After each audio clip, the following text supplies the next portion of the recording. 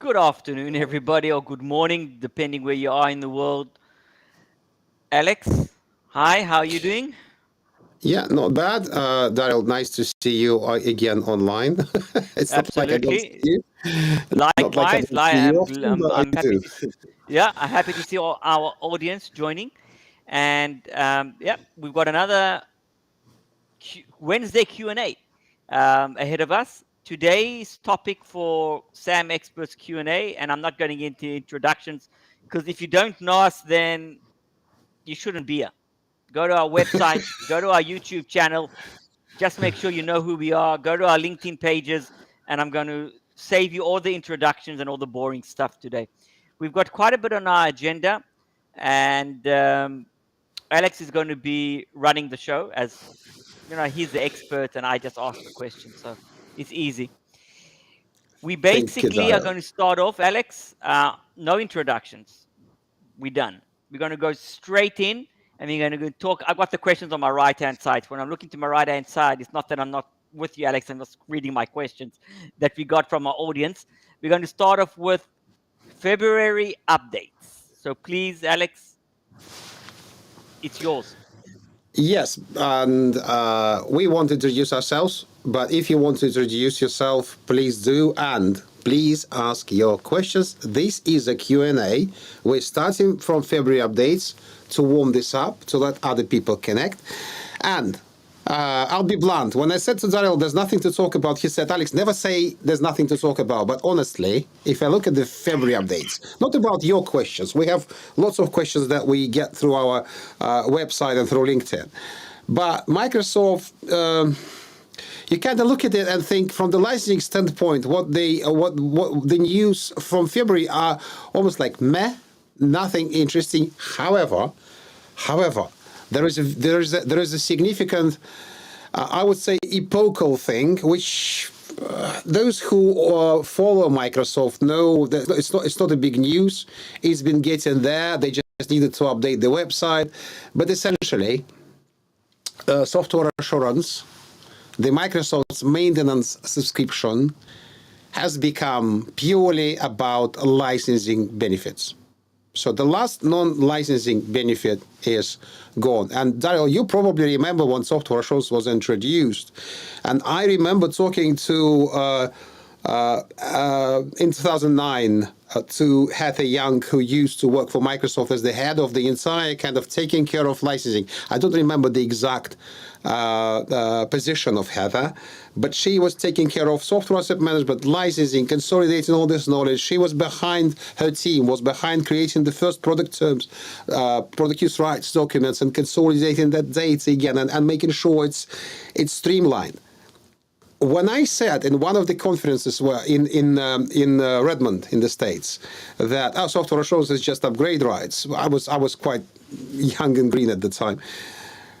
She got, I would even say, offended because she said, no, we design software assurance, and software assurance includes support, vouchers for training vouchers, other things, and it seems like everything that was on top of licensing, not the licensing benefits, is now completely gone. I don't know, Daryl, if you have anything to say about it, because I think we're witnessing a completely new era with Microsoft. Yeah. First of all, it's not surprising. It was in the works, to my opinion, and again, everything goes back to subscription slash online licensing. We know that Microsoft is not moving, has moved. Okay, it's happened already. Everything that's still on software assurance, license plus software assurance, I would almost say it's history. Microsoft wants to basically get rid of it. It's going to take years, okay? Because the mass of licenses that are out there is still huge, but it's a gradual change. Microsoft is saving a lot of money on their software assurance benefits by removing them, and it's just an obvious move. It's just part of the overall cloud first initiative.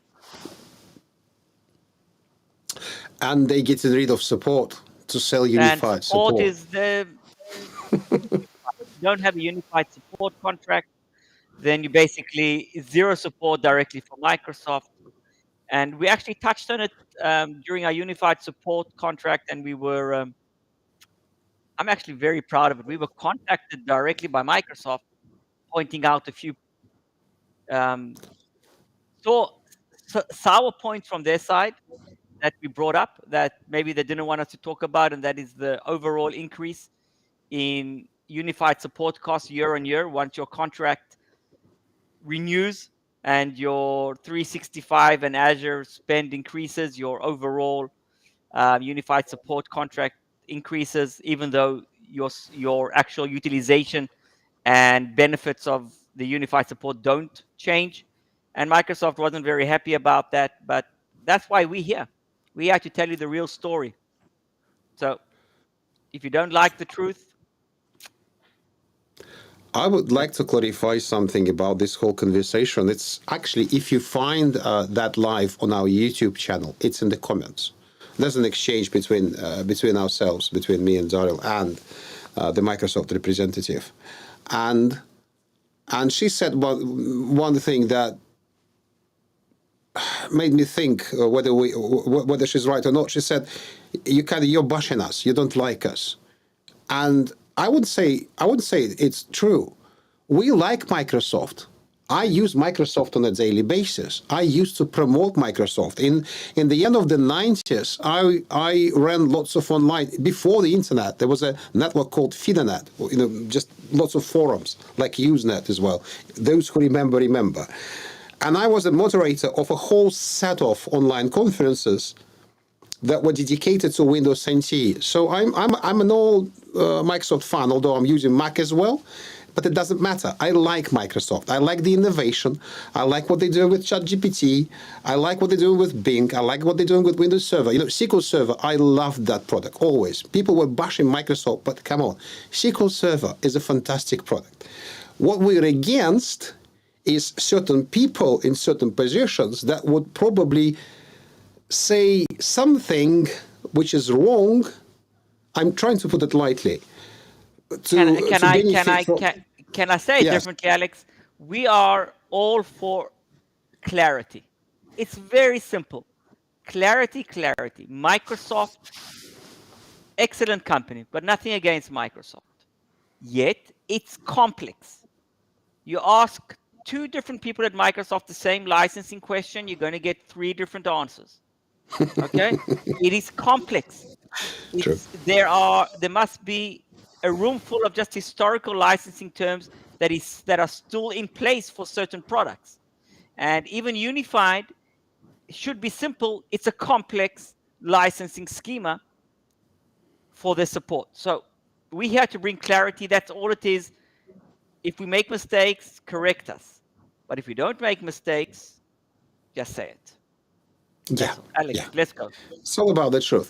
But anyway, so the other update from February, which caught my attention, I wouldn't say it's anyhow revolutionary, as Microsoft clarified the prerequisites for universal print.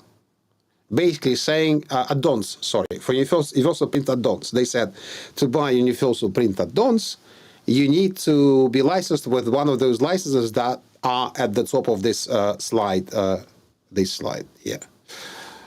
And Microsoft has so many products, and they launch and rename, which is even more confusing, so many services on a monthly basis.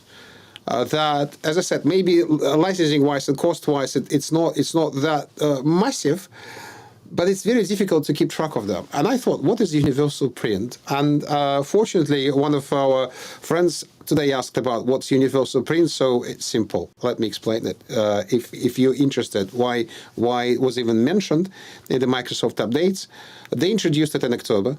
It's an Azure service, online service, which helps you kind of consolidate and centralize all your printing jobs through a central Azure point.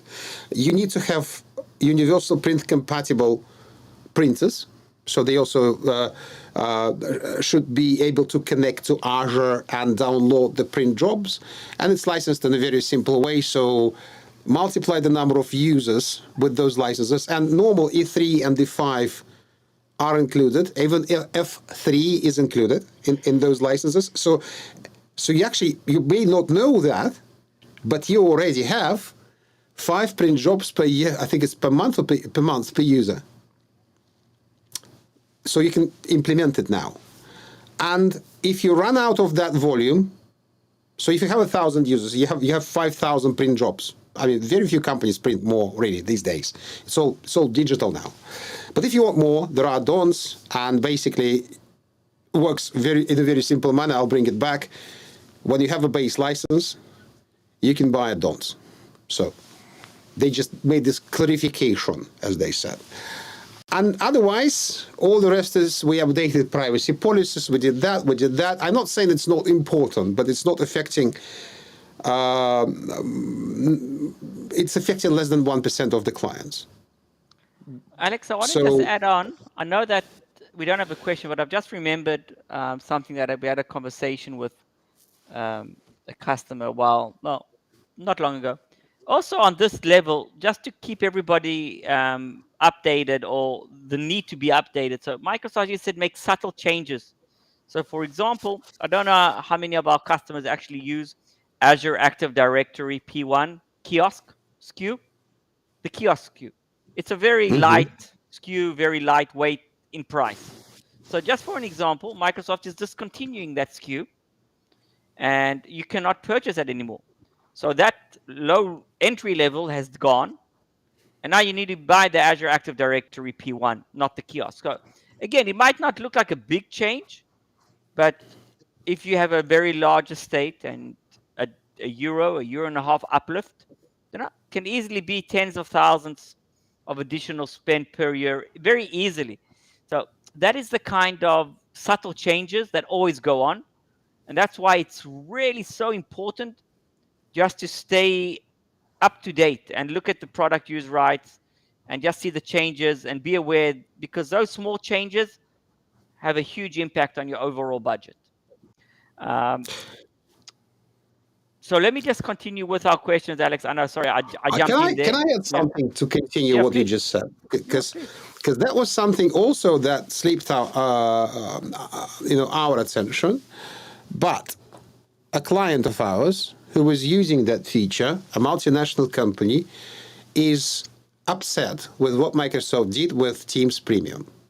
So whether you know or not, Microsoft, again, in the end of the last year, 2022, said, on top of the Teams that you get for free, and pay attention to the wording, free Teams. It's not free. It's part of your package.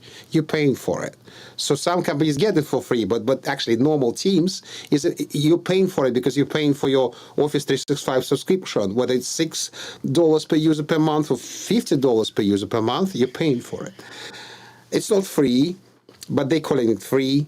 Now we have premium Teams with new features. And when you just hear it like this, you think, fine, it's $7 to $10 per user per month, depending on the price. There are new features. That would be easy. What Microsoft did is they removed 4 features. I don't remember the entire list. They removed 4 features from the free Teams and moved it to the premium subscription. And one of them is critical for multinationals. It's the real-time translation. Now you have to pay for it. So you're already paying for your E3, you already negotiated your E5, you got the discount, you worked with us, we got your discount, and then suddenly you are given, 60 or 90 days to adapt to the changes. That's the wording. I mean, come on. Maybe it's a very expensive feature. Maybe they're paying lots of royalties to companies that develop that AI that translates. I understand that. It still feels unfair. It still just doesn't fit right in at least in my system of values. But Microsoft being Microsoft, I'm not saying it's bad. Be aware of it. Just be aware of it. Exactly. Just be aware. Clarity. Alex, let's move on because we've got 15 minutes. Let's go with the questions that we got from our community. I want to jump a couple of questions, if I may, because I want to try keep the things flowing. Um, Windows Server VMs. Oh, There've been quite a few questions about assigning licenses per VM, multiple licenses per host. Can you maybe just give us some clarity what's going on there? yeah. So we had a question. I think it was this morning. I simplified it. It's a bit more complex, but look at the slide. So what this slide is, we have four hosts in a cluster. Could be more, but hypothetically, we have four hosts, and we have five virtual machines. They're not necessarily of version 2022. It could be Windows Server Standard 2008, but it's a new cluster, and the client needs new licenses. And the question was, there were a few. Darren, what was the first Yeah, the question there? first Is one, it is it enough to enough? assign? Yeah. Uh-huh. Is it enough to assign licenses to each VM? Every VM is less than 8 cores. So, with Windows Server 2022, Microsoft introduced per virtual machine licensing. If you're familiar with how SQL Server is licensed per virtual machine, it works exactly in the same way. Why the minimum of 8 was mentioned in the question is that unlike SQL, where the minimum per virtual machine is 4 cores, the minimum for Windows Server is 8 cores. So that's first thing. Now, instead of licensing the host, you may license Windows Server per virtual machine with the licenses of the most recent version. And there are two requirements in addition to the minimum of 8 cores. One, these licenses must be covered with active software assurance, and all the CALs as well must be covered with software assurance, which could be a problem for small businesses. But assuming that that small business has CALs with software assurance. All right. In that Second case, question. Yeah, please. in that case, you may assign it there. What I didn't ask that person, that gentleman that asked me this question this morning yet, is what is the hypervisor? Because if the hypervisor, the operating system of the hosts, is Windows Server, then you still need to license the hypervisor. So it becomes complicated. But if this cluster is purely VMware, then in that case, you may license it per virtual machine. And yeah, you may do that. That's enough. You just assign, if in the original question, every VM is less than 8 cores, so basically what you need here is 24 cores of the standard edition and 16 cores of the data center edition, and that's it. So what was the sorry, I'm also going through the captions here. The second Do one I need is, to? do I need multiple licenses per the number of hosts, or is there license mobility for Windows Server? Yeah. So this question stems from the requirements for the previous licenses before 2022. If you license them with, say, license stacking, standard licenses, you basically needed to license every host for all the VMs in the cluster, wherever they are. Doesn't matter. You would have to multiply it by the number of hosts. Fortunately, Windows Server, and that is something I haven't said before in our lives, and System Center now have license mobility in server farms, which means you license it per virtual machine once, and wherever those VMs are traveling, the licenses may follow. The licenses may follow the virtual machines like it was with SQL Server before. You need a say or a subscription. You need a say or subscription on the CALs, and full flexibility. By the way, it's the benefit of the so-called flexible virtualization. We have an article about it. We have a couple of videos already on the channel about flexible virtualization. We mention it in every recent training. So yeah, if you follow us, you've heard about it. If you don't, I would suggest you go to SAMexpert.com to the blog and read the article about flexible virtualization there. It's probably the most positive change in the Microsoft licensing in years. Okay. Let me just, the last part of the question, of the initial question, is mixing different licenses on a host acceptable or not? That is a complicated question that requires a complicated answer. So in this particular case, what you're mixing data center cores and standard cores. In this case, like purely this case, that is fine. If this question would be about the traditional licensing or current licenses without software assurance, then by no means don't mix. A host must be licensed with the same version and the same edition. And I made that mistake before. Microsoft didn't enforce it. It's never been mentioned, still not mentioned in product terms. The only place where Microsoft says that is the Windows Server licensing guide, and there's a big question mark whether, in a proper legal dispute, whether that's going to stand in court. But when it goes to court, we're not litigating against Microsoft, right? We are following the rules, and the rule is, and they enforce it now. Every single core of the host must be licensed with exactly the same version and the same edition. And I have my reservations about it. We will release a video about it, a real story when the company suffered when they learned that. But it is what it is. So mixing in this scenario is okay. Mixing legacy licenses isn't. Mixing legacy licenses at the physical level plus adding per VM of the current version is a big question mark, because the opinion from the people very close to Microsoft, not Microsoft themselves, very close to Microsoft, I won't call names, is that's fine. It's an opinion. It's an expert opinion of somebody who's informed. It's not explicitly written anywhere unless I missed it. So if I missed it, well, then Alex, there's a follow-up question here. If you can just bring up on the screen the last question from Deval. Yeah, thank you. So the question for everybody is, so can you please explain from a Hyper-V environment again, in case of virtual machines, do we need extra licenses? I specifically went today to the product terms, to the Windows Server licensing page. Maybe I need to look up universal licensing terms, but I don't think so. And tried to find there an exception when Windows Server is only used to virtualize other virtual machines. Microsoft actually did have it around 2010, 2012. 2008 R2, I may be wrong, but it's around that time somewhere, plus minus 2 years.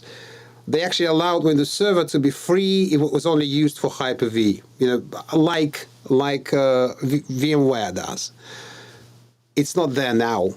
And if in licensing, if something isn't written explicitly, it doesn't exist. So what I didn't check, and that makes sense, connected to what I just said before, is the Windows Server licensing guide. I would suggest that you do it yourself. We're going to do it ourselves as well, just to refresh our memory. Maybe Microsoft forgot. They're getting sloppy. I'm sorry, they are. Forgot to update product terms, forgot to include that in the product terms. So, but I don't see, in the product terms, I do not see an ability, a permission to not license the hypervisor. So assuming that potentially you could use either Windows Server Standard or Windows Server Data Center just for the purposes of Hyper-V. Just for the purposes of Hyper-V. In that case, you would still need to license it for the hardware layer, unless we find that exception, unless we find that it's allowed. But I don't think so. Something tells me that Microsoft being nice many years ago is lost. Again, could be wrong, but if you want to stay on the safe side, just completely safe side, then yes, you need to license with the server for the hypervisor level. Alex, UTXXI, I mean, it's free. Yep. Alex, we've got 5 minutes left. This is my job. We can either take another question, or we can take a question from our live audience, or we can take one of our other questions. And I think that there's another good follow-up question by Ravi. Maybe let's take it. I prefer taking it from the live audience. Well, up to you. Yes. Yeah. So can you just bring up the last question? and I'll just read it out loud for everybody. No, yes, that's the question. Sorry. Can we license Windows Server VMs hosted on Azure? Thank you for that question. That are managed by System Center with CIS licenses. Complex question, Ravi, huh? could you please clarify whether you're talking about dedicated or actually no? Let's not complicate it. Can we license Windows Server VMs hosted on Azure that are managed by System Center with core infrastructures? Such a good question. Thank you for that Such a question, good bro. question. I don't know the answer. Been there, done that. Still unclear about bringing System Center licenses to and core infrastructure suite. You need to think about both System Center and Windows Server. I'm still unclear. Product terms is completely unclear, and I asked other experts. Everybody's lost as well. So In maybe, theory, Alex, you let's may. take this platform. Let's take this platform, and this is an excellent question. Maybe again, if somebody on Microsoft is online, love to hear a clarification on this. If you could post it under the video on YouTube, and we'll be happy to share it with the community. Let's make it simple. So, in theory, license mobility for System Center has always existed, but the rules are for dedicated hosts. There's no clarity around how to bring System Center licenses onto any shared public cloud infrastructures. Just there's no clarity, really. We have it in our explanatory videos somewhere. And otherwise, just purely for Azure Hybrid benefit, you can use core infrastructure suite licenses for Azure Hybrid benefit. But I'm not sure about managing those machines with your on-premises System Center. I mean, it's not explicitly granted. It's not explained by Microsoft. There we go. As we said, licensing is not simple. Very, very complex. So, Alex, let's try to take one quick last question. Okay. You want to bring up a question about Defender for Endpoint? Yeah, that's a good one. Very Okay, confusing. Yeah. very confusing. Let's try to take it 2 minutes. So we want to buy Defender for Endpoint for servers, but we are confused by the requirement to have a combined minimum of a prerequisite licenses. The licensing info is ambiguous. We are a small company. Again, product terms is just completely bizarrely quiet on this entire product with the server, Microsoft Defender for Endpoint server. The SKU is there, you can buy it, but then there's a minimum requirement of E3, E5, or whatever there are on the slide licenses, E5, A5, A5, E5, A5, or 365, E5 security subscription licenses. And Which if you're a ones? small How business, many? especially, how many? Firstly, How how many? many? Yeah. What's the answer to that question? I think it's 50, but I may be wrong. But still, so you must buy one of those. EMS3, sorry, is the EMS5. Yeah, so again, the most expensive package. I want to use it. I want to use it for my servers. Why can't I buy it? You can't. That's just there's no way. However, there is a way. What we discovered when we researched this for a client of ours yesterday and this morning is there's an Azure service. I told you, knowing everything in Microsoft is almost impossible these days, which is called Defender for Cloud for servers. And there are no minimum limits on Defender for Cloud for servers. It is a cost. It's not free, but it includes and automatically installs Defender for Endpoint for servers. And if you use this on premises, use the Azure connector called Azure Arc to connect to Azure, and you will be able to deploy it on premises as well.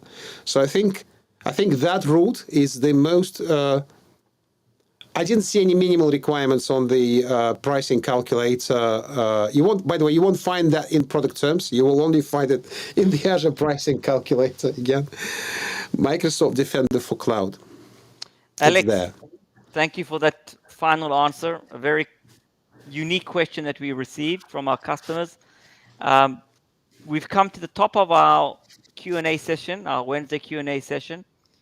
I want to first of all thank our participants and the questions that were raised. Thank you. It's enriching. It's challenging for us. So we like that. And now we've also challenged Microsoft on one question. Alex, as always, it's a pleasure. And I'm looking forward to next week. We've got one, correct? We haven't changed anything, have we? No, we haven't, and that's going to be more for service providers. But bring your Okay. any other licensing questions. You don't necessarily have to bring the provider-related questions because yeah. Okay. And Alex, thank you very thanks much. everybody. Thank Thank you, Daryl. everybody. See you next week. Bye. Cheers. Bye. Bye. Bye.